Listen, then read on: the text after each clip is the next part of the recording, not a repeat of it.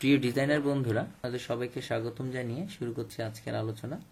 আজ আমরা যে বিষয়টি নিয়ে কথা বলবো সেটি হচ্ছে PSD template design with বুটিস্ট্র্যাপ grid system. অর্থাৎ বুটিস্ট্র্যাপ গ্রিড ফর্মুলাটাকে ব্যবহার করে আমরা একটি পিএসডি টেমপ্লেট ডিজাইন করে দেখাবো। যারা নতুন ডিজাইনার রয়েছেন তাদের জন্য আশা করছি এই টিউটোরিয়ালটি খুব সাহায্য করবে তাদের ডিজাইনিং এর ক্ষেত্রে। তবে সেক্ষেত্রে যে জিনিসটি, যে প্রথমেই নতুনদের জন্য যে সমস্যাটি তারা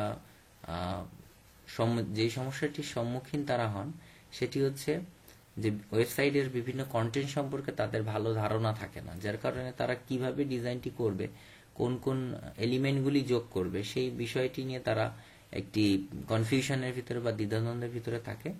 তো সেজন্য আমি আমার এই টিউটোরিয়ালটাকে 4টি পর্বে বিভক্ত করে প্রথম পর্বে ওয়েবসাইটের বিভিন্ন এলিমেন্ট এবং বুটস্ট্র্যাপ গ্রিড সিস্টেম নিয়ে কথা বলবো।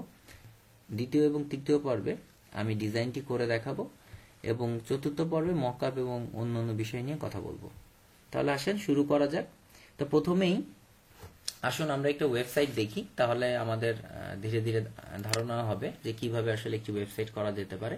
তো সেক্ষেত্রে আমি একটি ওয়েবসাইট, এই ওয়েবসাইটটি অবশ্য আমার নিজের, যেখানে আমি বিভিন্ন সেবা সম্পর্কে আমার আইটি ফার্মের বর্ণনা করে রেখেছি। এই ডিজাইনটিকে অবশ্য খুব শীঘ্রই রিডিজাইন করা হচ্ছে নতুন মোড়কে বা নতুন আদলে আপনারা সেই ওয়েবসাইটটিকে দেখতে পারবেন। তবে এই মুহূর্তে যে ওয়েবসাইটটি রয়েছে সেটাও আপনারা দেখতে পারেন যে এটি একটি আইটি ফার্মের ওয়েবসাইট, এরকম যেখানে প্রথমেই আমরা নাম দেখছি ওয়েবসাইটের, একটা স্লাইডার দেখছি, মেনু দেখছি এবং তাদের সেবা সম্পর্কে আমরা দেখতে পাচ্ছি এখানে। তো এটা এরপর আমরা যে ওয়েবসাইটটি দেখব এটা একটি পোর্টফোলিও ওয়েবসাইট। এটা আমার নিজের ওয়েবসাইট, যেখানে আমি আমার সম্পর্কে অনেকগুলি কথা লিখে রেখেছি, আমি কি কি পারি বা কিভাবে। এটা একটি পোর্টফোলিও ওয়েবসাইট। এরকম আপনারা দেখবেন যে বিভিন্ন ওয়েবসাইট বিভিন্ন কন্টেন্টকে নিয়ে তৈরি করা হয়। বিভিন্ন কোম্পানি বিভিন্ন ধরনের পণ্য সেবা বিক্রি করে এবং সেইগুলোকে রিপ্রেজেন্ট করাই হচ্ছে একটি ওয়েবসাইটের মূল উদ্দেশ্য। এরপরে যে ওয়েবসাইটটি দেখছি এটা একটা মার্কেট প্লেস, এনভার্টো মার্কেট প্লেস। আপনারা হয়তো ইতিমধ্যে অনেকেই জানেন যারা কাজ করছেন, যে যেখানে আমরা বিভিন্ন ডিজাইন বা আমাদের কাজগুলোকে আমরা সেল করতে পারি। আবার এখান থেকে আমি মনে করি যে আপনারা সবচেয়ে বেশি ভালো ধারণা নিতে পারবেন ওয়েবসাইট সম্পর্কে। বিভিন্ন ধরনের নতুন নতুন আইডিয়াগুলি এখানে থেকে আপনি সংগ্রহ করে আপনি আপনার ডিজাইনিং এ কাজে লাগাতে পারেন। তো এই ওয়েবসাইটটি খুবই ইম্পর্টেন্ট আপনাদের জন্য। আপনারা অবশ্যই এই ওয়েবসাইটটি ভিজিট করবেন, themeforest.net এবং আরেকটি আছে graphicriver.net। এই দুইটা ওয়েবসাইট আপনারা খুব ভালো মতো করে, যারা ভালো করতে চাচ্ছেন, ভিজিট করবেন। এরপর আমরা আরেকটি ওয়েবসাইট যদি দেখি, একটা নিউজের ওয়েবসাইট। আপনারা হয়তো অনেকেই জানেন bdnews24.com বাংলাদেশের একটি সেরা মানের একটি ওয়েবসাইট। তো সেখানে তারা বিভিন্ন ধরনের খবর আমাদের দিয়ে থাকে, দেখতে পাচ্ছেন এটি তাদের বাংলা ভার্সন এবং এটি হচ্ছে তাদের ইংলিশ ভার্সন। অর্থাৎ আপনারা দেখতে পাচ্ছেন বিভিন্ন ধরনের কোম্পানির বা বিভিন্ন ধরনের সেবা দেওয়ার জন্য বিভিন্ন ধরনের ওয়েবসাইট ডিজাইন করা প্রয়োজন এবং সেই ওয়েবসাইটের যেই উদ্দেশ্য এবং যেই তথ্য সেইগুলোর অনুযায়ী সেই ওয়েবসাইটগুলোর ডিজাইনেরও কিন্তু পরিবর্তন হচ্ছে। তো যার কারণে আমাদেরকে প্রথমেই কি আমরা আমাদের ভিজিটরদেরকে রিপ্রেজেন্ট করতে চাচ্ছি সেই বিষয়টা আগে ভালো মতো করে বুঝে সেই অনুযায়ী আমাদেরকে কিন্তু ডিজাইনটি করতে হবে। এবং সেক্ষেত্রে দেখুন আমরা যেই 4 প্রকারের ওয়েবসাইট এখানে দেখলাম, একটি আইটি ফার্ম, একটি পোর্টফোলিও সাইট, একটি মার্কেট প্লেস, একটি নিউজ পোর্টাল, সবগুলারই কিছু কমন বিষয় এখানে রয়েছে এবং কিছু কমন এলিমেন্টগুলো দিয়ে এগুলো কি সাজানো হয়েছে, তথ্যগুলি হয়তো আলাদা। তো সেই কমন বিষয়গুলি নিয়ে আমাদেরকে আগে বুঝে নিলে আমি আশা করি আপনারা অনেক সুন্দর সুন্দর ডিজাইন করতে পারবেন। তো সেক্ষেত্রে আসুন আমরা প্রথমেই যদি একটু খেয়াল করি যে একটি ওয়েবসাইট সাধারণত কিভাবে ডিজাইন আমরা করে থাকি।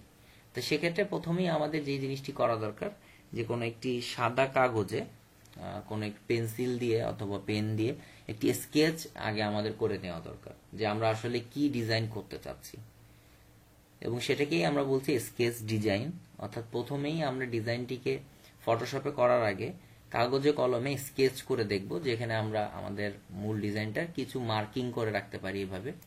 এটি একটি স্কেচ ডিজাইনিং এর উদাহরণ। এটি আরেকটি, যেখানে আমরা এভাবে হাতে কলমে, সেটা খুব পারফেক্ট হতে হবে এমন না, মোটামুটি রকমের একটি, যাতে বুঝতে পারি যে আমি কি করতে যাচ্ছি সেই বিষয়টি আমাদের মনে থাকে। এবং তারপর সেটাকে আমরা ধীরে ধীরে এভাবে ফটোশপে জাস্ট মাপ মতো করে যে এঁকে নিই, এটাকে বলে হচ্ছে আপনার ওয়্যার ফ্রেম।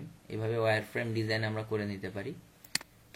তাহলে আমাদের কাজটা অনেক সহজ হয়ে যাবে এবং খুব দ্রুত আমরা ডিজাইনটা সঠিকভাবে করতে পারবো। এভাবে আমরা ওয়্যার ফ্রেমও এঁকে নিতে পারি। তাহলে প্রথম যে জিনিসটি আমরা হাতে করলাম সেটাকে বলছে স্কেচ ডিজাইন, অর্থাৎ স্কেচিং করা ফার্স্ট পিএইচডিটার। দেন এটাকে আমরা ওয়্যার ফ্রেমে রূপান্তর করে নিতে পারি এভাবে, যে কোথায় কোন জিনিসটি হবে আমরা আইডেন্টিফাই করে নিলাম, এবং তারপর আমরা ফাইনালি আমরা সেটাকে পিএইচডি আকারে আমরা ডিজাইনটি করব। এই প্রক্রিয়াটাকে যদি আমরা একটু সাজিয়ে নিই, তাহলে প্রথমেই যে স্টেপটি আসছে সেটা হচ্ছে স্কেচ প্রথমে করা, তারপরে ওয়্যার ফ্রেম রেডি করা, তারপরে ফটোশপে ভিজুয়াল একটি অবস্থান তৈরি করা, এবং দেন কোডারের কাছে, যিনি কোডিং করে এই ওয়েবসাইটটাকে করবেন, ফ্রন্ট এন্ড ডেভেলপার যিনি রয়েছেন, তার কাছে এই ওয়েব টেমপ্লেটটাকে দেওয়া, সে কোডিং করে এটাকে পূর্ণাঙ্গ ওয়েবসাইট হিসেবে অনলাইন সার্ভারে প্রতিস্থাপন করবে। তাহলে আমাদের কাজটি কিন্তু এই প্রথম যে তিনটি সেটা করা। প্রথমেই আমাদের কি বিষয়ে এটা ওয়েবসাইট সেটাকে মাথায় নিয়ে একটি স্কেচ রেডি করা, তারপরে ওয়্যার ফ্রেম তৈরি করা, এবং সেটাকে ফাইনালি ফটোশপে এসে ভিজুয়ালাইজ যেই ফর্মটা সেটাই রেডি করা। তাহলে আসুন এবার আমরা দেখি একটি সকল ওয়েবসাইটের তিনটি কমন বিষয় যেগুলি থাকবে এই প্রত্যেকটা ওয়েবসাইটে, সেই তিনটি বিষয় কি। প্রথমে যেই বিষয়টি সেটা হচ্ছে হেডার। এই যে যে জায়গাটি দেখছি আমরা, যে লোগোটি রয়েছে এবং মেনু এখানে দেখতে পাচ্ছি আমরা একটা, এই এরিয়াটাকে, উপরের জায়গাটাকে বলছে হেডার, এবং তারপরে যেই এরিয়াটি থাকছে সেটাকে বলছি আমরা কন্টেন্ট এরিয়া বা বডি এরিয়া, এবং সর্বনিচে দেখবেন প্রত্যেকটা ওয়েবসাইটেরই একটু নির্দিষ্ট একটি জায়গা রয়েছে, সেটাকে বলছি আমরা ফুটার এরিয়া। এবং এই প্রত্যেকটি পেজেই এই তিনটা জিনিস থাকবে। আমরা যদি একটি নতুন একটা পেজে যাই, ধরে নেন আমরা এখান থেকে এই নিউজটাতে চলে গেলাম, চা বিক্রেতার মৃত্যু, তাহলে দেখবেন যে সেখানেও আমাদের এই জায়গাটুকু রয়ে গিয়েছে, অর্থাৎ খবরের এই জায়গাটুকু, তারপরে লোগোটি, এবং তারপরে এখানে সর্বশেষ, এবং তারপরে নতুন কিছু জিনিস এসেছে, এবং সর্বশেষ নিচে এসে দেখুন এই যে এই কালো অংশটি কিন্তু ঠিকই রয়ে গিয়েছে। অর্থাৎ সকল পেজে গেলেই আমরা এই তিনটা বিষয় পাচ্ছি। অর্থাৎ এই যে দুইটা এরিয়া আমরা কমন সবসময় পাচ্ছি, তার প্রথমটা হচ্ছে আমাদের হেডার এরিয়া, এই উপরের জায়গাটুকু এটাকে বলছি হেডার, এবং সবার নিচের এই জায়গাটুকু যেটাকে বলছি আমরা ফুটার, এবং মাঝের যে জায়গাটা সেটাকে বলছি আমরা কন্টেন্ট এরিয়া বা বডি এরিয়া। এবং যত পেজেই আমরা নতুন নতুন পেজে যাই না কেন, আমাদের এই হেডার এরিয়া এবং এই ফুটার এরিয়া কিন্তু অপরিবর্তিতই থাকবে, একই থাকবে। আর এই কন্টেন্ট এরিয়াটা আমাদের বারবার পরিবর্তিত হবে। অর্থাৎ প্রত্যেকটা ওয়েবসাইটে মৌলিক যে তিনটি এরিয়া থাকবেই, সেই তিনটির একটি হচ্ছে হেডার এরিয়া, দুই হচ্ছে কন্টেন্ট এরিয়া বা বডি এরিয়া, এবং 3 নম্বর হচ্ছে ফুটার এরিয়া। এবং এই তিনটি জায়গাতেই আমাদের ওয়েবসাইটের বিভিন্ন যে কন্টেন্ট, বাটন, এই বিষয়গুলি রয়েছে, সেগুলি আমাদেরকে সাজিয়ে ডিজাইনটাকে আমাদের মনের মতো করে গড়ে তুলতে হবে। তাহলে আসুন যে কোনো ওয়েবসাইটে এই তিনটা এরিয়ায় কি কি থাকতে পারে সেই বিষয়গুলি নিয়ে আমরা একটু আলোচনা করা যাক। তো সেক্ষেত্রে আমরা প্রথমেই যদি আমাদের এই ওয়েবসাইটটাতে আসি, তাহলে এখানে দেখুন কি কি আছে। প্রথমেই আমরা দেখতে পাচ্ছি এখানে একটি লোগো আছে। এই উপরে যেই ওয়েবসাইটটার নামটা দেখাচ্ছে এটাকে বলে লোগো, এবং এখানে আমরা দেখছি যে কল করার একটি অপশন রয়েছে, যে কাস্টমার যাতে করে এটাকে কল দিয়ে তারা যে কোনো সার্ভিস নিতে পারে। এইগুলাকে বলছি আমরা সোশ্যাল নেভিগেটর, যেখানে আমরা এখানে ক্লিক করলে ফেসবুকে আমাদের যে পেজটি আছে সেটাতে চলে যাবে, এটা ইউটিউবে চলে যাবে, গুগল প্লাসে যাবে। এগুলো হচ্ছে সোশ্যাল নেভিগেটর। এবং এরপরে যেটা দেখতে পাচ্ছি এটাকে বলছি আমরা মেনু বার বা মেন মেনু। অনেক সময় দেখবেন যে এইখানে একটি মেনু আছে, আবার উপরে এই জায়গাটিতেও একটি মেনু থাকে। সেক্ষেত্রে আমরা এটাকে বলছি মেন মেনু, এবং এই উপরের জায়গার যে মেনুটি সেটিকে বলছি আমরা টপ মেনু। এবং অনেক ক্ষেত্রে খেয়াল করবেন যে একদম নিচে এসে একটি মেনু থাকে এখানে নিচে, সেক্ষেত্রে সেটাকে আমরা বলছি ফুটার মেনু। অনেক ক্ষেত্রে আপনারা দেখতে পারবেন যে ডান পাশে কোনো একটি জায়গায় মেনুটি রয়েছে, হয়তো এরকম একটি জায়গায় মেনুটি থাকছে, সেক্ষেত্রে সেটাকে আমরা বলছি সাইড বার মেনু। আমরা এই ওয়েবসাইটটা যদি দেখি, এটা হচ্ছে আমাদের মেন মেনু, এবং একদম নিচে যদি আসে দেখুন এটা আমাদের হচ্ছে ফুটার মেনু। মেনুর ভিতরে আবার আরেকটি বিষয় আমরা দেখতে পাচ্ছি, যখন এখানে মেনুটিতে আসছি আমরা, দেখুন নিচে আরো মেনুটি নেমে আসছে, এটাকে বলছি আমরা ড্রপ ডাউন মেনু।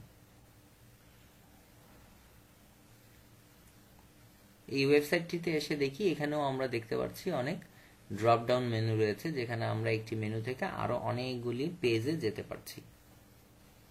এবার আসুন আমরা এই ওয়েবসাইটটি থেকে কিছু বৈশিষ্ট্য লক্ষ্য করি। এখানে দেখতে পাচ্ছেন যেখানে একটি পিন্ডল একটি কথা রয়েছে, এই থিমটির নাম হচ্ছে পিন্ডল থিম।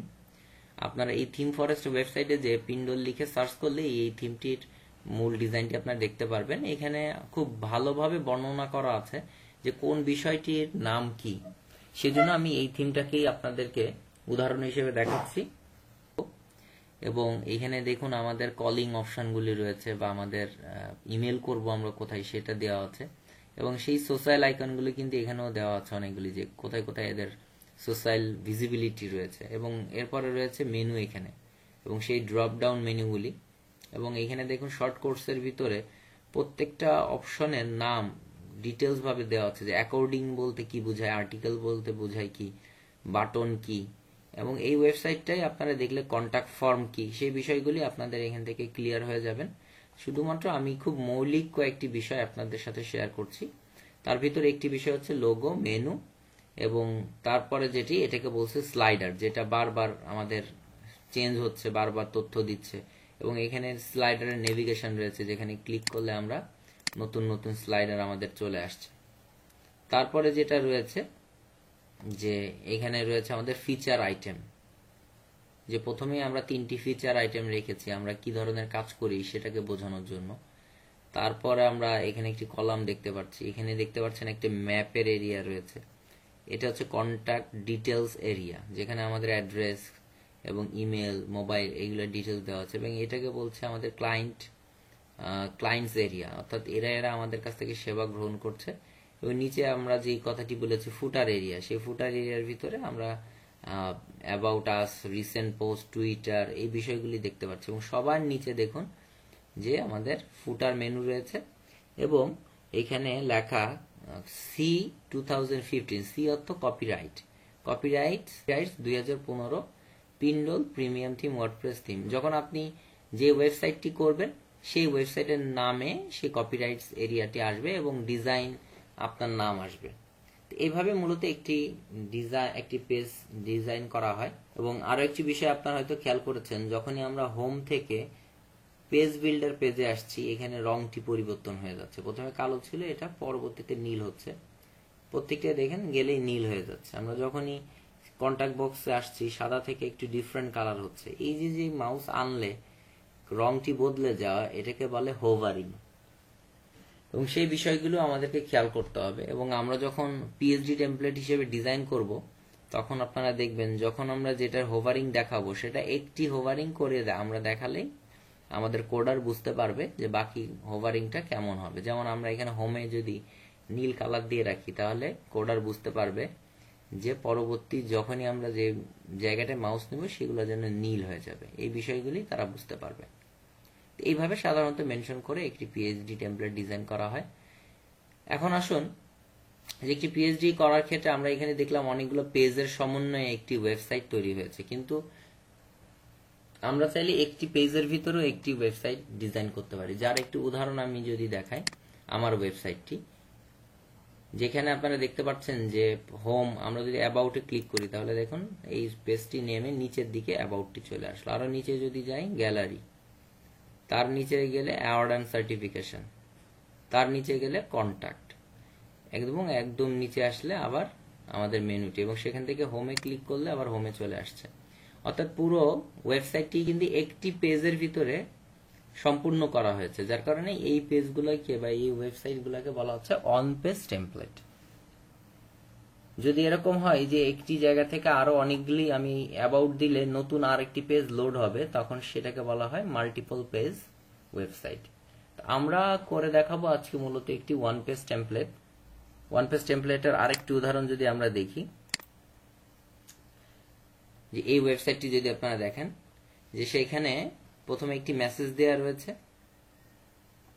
এবং তারপরে কিছু এখানে দুইটা বাটন আছে, এই দুইটাকে বলে বাটন, এবং এখানে একটা অ্যারো দেখাচ্ছে যে নিচে যাওয়ার জন্য বলছে, অর্থাৎ নিচে গেলে আমরা আরো এটা দেখতে পারবো। এটা হচ্ছে পোর্টফোলিও, দেখুন এখানে দেখাচ্ছে পোর্টফোলিও। তারপর আমরা আসলে দেখাচ্ছে অ্যাবাউট, আমাদের সম্পর্কে দেখাচ্ছে। ধীরে ধীরে আমরা যদি আরো উপরে যাই, সার্ভিসেস, আমরা কি কি সার্ভিস বা সেবা দিয়ে থাকি সেটা। তারপরে কন্ট্যাক্ট, এটাকে বলছে কন্ট্যাক্ট ফর্ম। এইভাবে আমরা এখানে হোমে ক্লিক করলে দেখবেন এটা উপরে চলে আসবে। আবার আমরা এটাকে যদি নিচে নামাই, এখানে ক্লিক করি, তাহলে দেখুন নিচে নামলো। এখান থেকে আমরা যদি সার্ভিসেসে ক্লিক করি, সার্ভিসেসে চলে যাচ্ছে। এইভাবে একটি ওয়ান পেজ টেমপ্লেট ডিজাইন হয়। তাহলে এই পর্যন্ত আমরা অনেকগুলি বিষয় জানতে পারলাম। যেমন আমরা ওয়েবসাইটের ডিজাইন করার ক্ষেত্রে প্রথমে স্কেচ করতে হয়, তারপর এটাকে ওয়্যার ফ্রেম তৈরি করে নিলে আমাদের জন্য সুবিধা হয়, এবং তার পরবর্তীতে আমরা ফটোশপে এটাকে কনভার্ট, অর্থাৎ মূল ডিজাইনটাই করব। এবং বিভিন্ন ধরনের পণ্য এবং সেবার উপর নির্ভর করে ওয়েবসাইটের তথ্যগুলি আলাদা আলাদা হতে পারে, সেগুলো দেখতে আলাদা হতে পারে। এবং আরেকটি বিষয় আমরা দেখলাম যে এক পাতার একটি ওয়েবসাইট হতে পারে, আবার অনেকগুলি পাতার সমন্বয়েও একটি ওয়েবসাইট হতে পারে। এবার আমরা যে বিষয়টি কথা বলবো সেটা হচ্ছে স্টাইলিং নিয়ে। এখানে দেখতে পাচ্ছেন যে আমরা পিন্ডলের যে থিমটি ছিল সেটা যখন আমরা ভিজিট করেছিলাম, সেখানে আমরা দেখেছিলাম যে এখানে একটা স্লাইডার কাজ করছিল, যে আমরা একটার পর একটা ছবি চেঞ্জ হচ্ছিল। কিন্তু আমরা যখন এখানে এই ওয়েবসাইটটাতে আসছি, তখন কিন্তু আমরা দেখছি কোনো ছবি চেঞ্জ হচ্ছে না। সেখানে একটা ফুল স্ক্রিন একটি ছবি রয়েছে, এবং সেখানে একটি কথা দেওয়া আছে, যেখানে মেনুটাও আমরা ঠিকমতো দেখতে পাচ্ছি না। তো এই যে একটা স্টাইল, যে পুরো স্ক্রিন জুড়ে একটি ছবি থাকবে, তার উপরে কোনো একটি মেসেজ থাকবে, যেমন এখানে একটি মেসেজ রয়েছে, তার নিচে আর একটু ছোট মেসেজ রয়েছে এবং বাটন রয়েছে। এই স্টাইলটাকে আমরা বলছি হিরো এরিয়া। অর্থাৎ আমাদের যে হেডার থাকার কথা ছিল, সেই হেডারটা কিন্তু আমরা এখানে দেখতে পাচ্ছি না।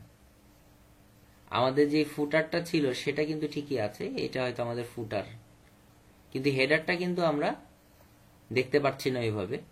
তো এই যে দেখা যাচ্ছে না, বা আমাদের একটা ছবি নিয়ে ফুল স্ক্রিন করে তার ভিতরে একটি মেসেজ দেওয়া, এই বিষয়টাকে আমরা বলছি হিরো এরিয়া। তো মূলত আমরা যে ডিজাইনটি করে দেখাবো, সেখানে এই হিরো এরিয়ার মাধ্যমে একটি ওয়ান পেজ টেমপ্লেট ডিজাইনটি আমরা করে দেখাবো। তাহলে আশা করছি যে এতটুকু আমরা যে আলোচনা করেছি, সেই আলোচনায় আপনারা বুঝতে পেরেছেন ওয়েবসাইটের বেসিক বিষয়গুলি, এবং বাকি যেই কন্টেন্টগুলির কথা আমরা বলেছি পিন্ডল থিম থেকে, আপনারা বাকি কন্টেন্টগুলি দেখলে আশা করছি পুরো বিষয়টি আপনারা আরো ভালো মতো বুঝতে পারবেন। তাহলে আসুন এবার আমরা বুটস্ট্র্যাপ ডিজাইনিং এর যে লেআউটটি রয়েছে সেটা নিয়ে কিছু কথা বলি।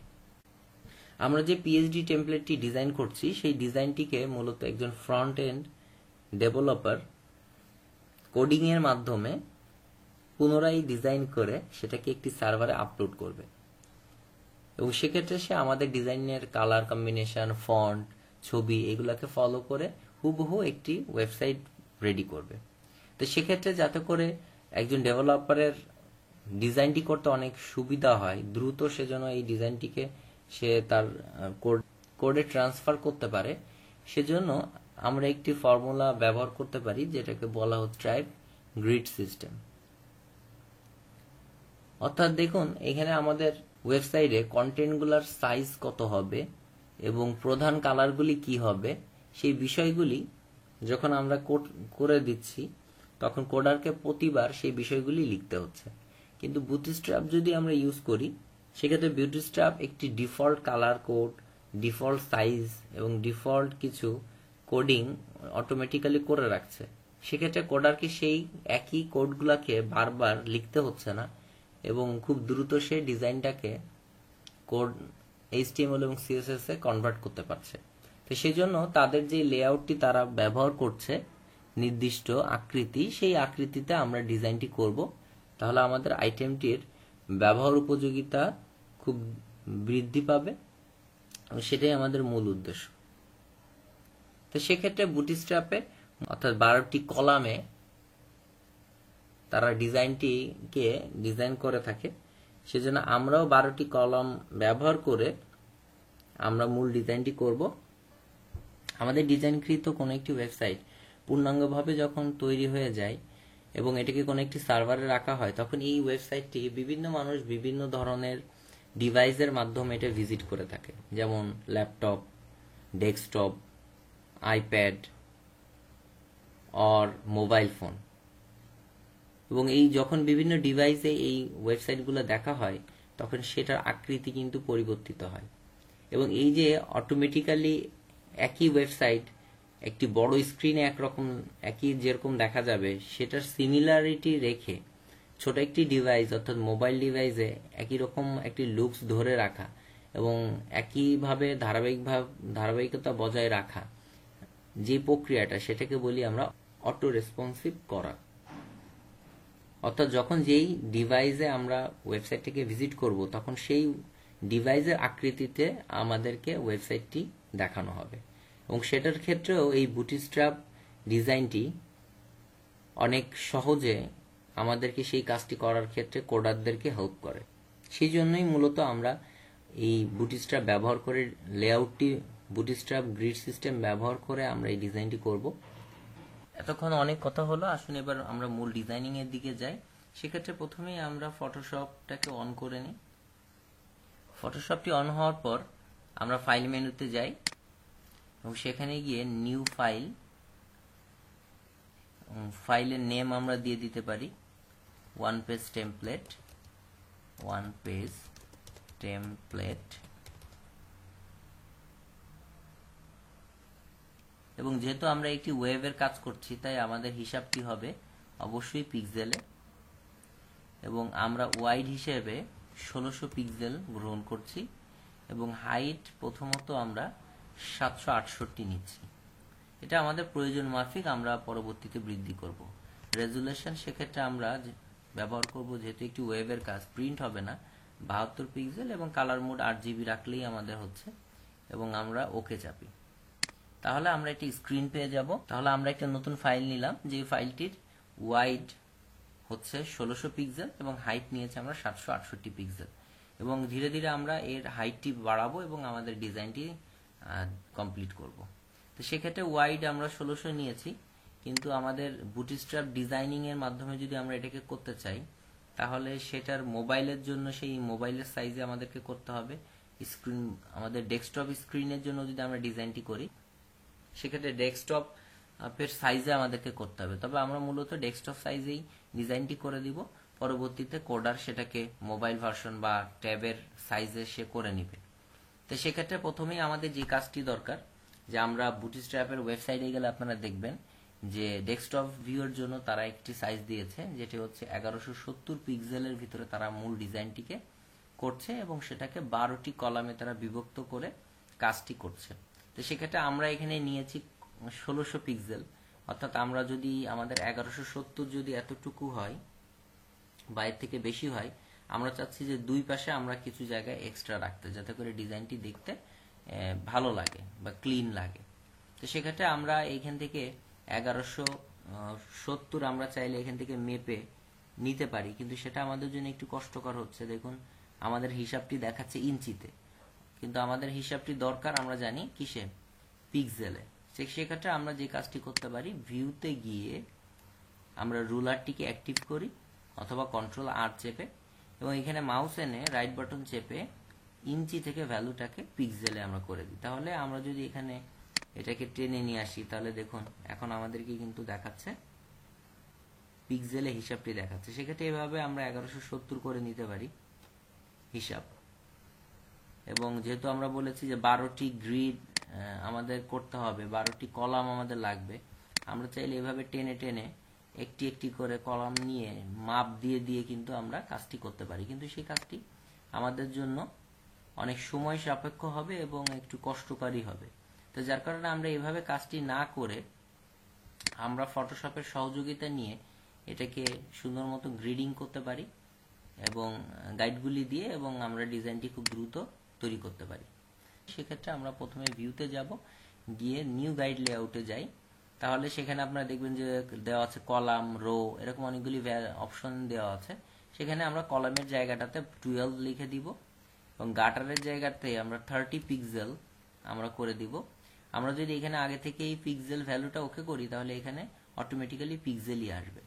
এবং আমরা দেখতে পাচ্ছি এখানে এক্ষেত্রে যে আমাদের পুরো স্ক্রিন জুড়ে কিন্তু এই 12টি কলাম হয়েছে, কিন্তু আমরা বলেছি যে আমাদের বুটস্ট্র্যাপটি কাজ করবে মূলত 1170 পিক্সেল জায়গা জুড়ে মূলত ডিজাইনটি করতে হবে। তো সেক্ষেত্রে আমরা ডিজাইনের যে ওয়াইড সেটা নিয়েছি কিন্তু কত 1600 পিক্সেল।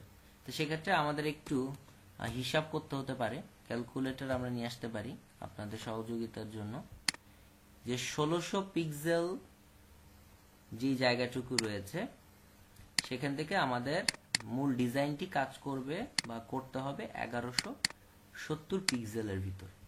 তাহলে আমি যদি বিয়োগ করি এটা, তাহলে দেখেন 430 পিক্সেল কিন্তু আমাদের অতিরিক্ত থাকছে। তো সেই 430 পিক্সেলকে আমরা দুই ভাগে ভাগ করে ডানে এবং বামে দিয়ে দিব। সেক্ষেত্রে ভাগ করি 2 দিয়ে, তাহলে কত দাঁড়ায় 215 পিক্সেল। তাহলে এখানে এসে আমরা মার্জিনে লেফট মার্জিন আমরা দিয়ে দিই 215 এবং বটম এবং টপ এটাকে ফাঁকা রাখি এবং রাইট মার্জিন দিয়ে দিই 215। তাহলে দেখুন আমাদের এই জিনিসটি সরে এইখানে চলে এসেছে এবং এটাকে আমরা ওকে চাপি। তার আগে একটু দেখে নিই, দেখুন আমাদের 1100 পিক্সেল কিন্তু এখানে হয়ে গিয়েছে। এই যে ভ্যালুটা, এটাকে যদি আমরা সেভ করে রাখতে চাই সেক্ষেত্রে আমরা সেভ প্রিসেট লিখে আমরা যদি ক্লিক করি তাহলে আমাদের একটি বক্স ওপেন হবে। সেই বক্সে আমাদের এই ভ্যালুটির নাম আমরা লিখে রাখতে পারি। আমি এখানে লিখে রাখলাম বুটস্ট্র্যাপ ওয়েব টেমপ্লেট। এটা লিখে আমি এটাকে যদি সেভ করি তাহলে সবসময়ের জন্য এটা আমার এই নামে সেভ হয়ে যাবে এবং যখনই দরকার আমি এখান থেকে ড্রপ ডাউন থেকে সেটাকে সিলেক্ট করে দিলেই আমার এই সাইজটি চলে আসবে। তাহলে বারবার আর আমাকে এটাকে হিসাব করে কাজটি করা লাগবে না। এবং আমরা যদি এবার একটু মেপে দেখি, যে আমরা সিলেকশন টুল দিয়ে যদি এটা দেখি, দেখুন এখানে কিন্তু আমাদের 1170 হয়েছে এবং সেখানে 12টি কলাম হয়েছে এবং কালারের পরে এখানে একটি ছোট বক্স হয়েছে যেটাকে বলছি আমরা গাটার। 12টি কলাম এবং এখানে বিভিন্ন 30 পিক্সেল করে একটি করে গাটার আমরা নিয়েছি, সব মিলিয়ে 1170 পিক্সেল। এই পিক্সেলের ভিতরে মূলত আমরা ডিজাইনটি করব এবং সেখানে আমরা ভ্যালু হিসাব করে করে আমরা যদি কোনো এখানে বক্স আঁকি 3টা কলাম মিলে বা 4টা কলাম মিলে, তাহলে বাকিগুলাও আমরা কি করব, এরকম ভাবে 4টি কলাম নিয়ে আঁকবো।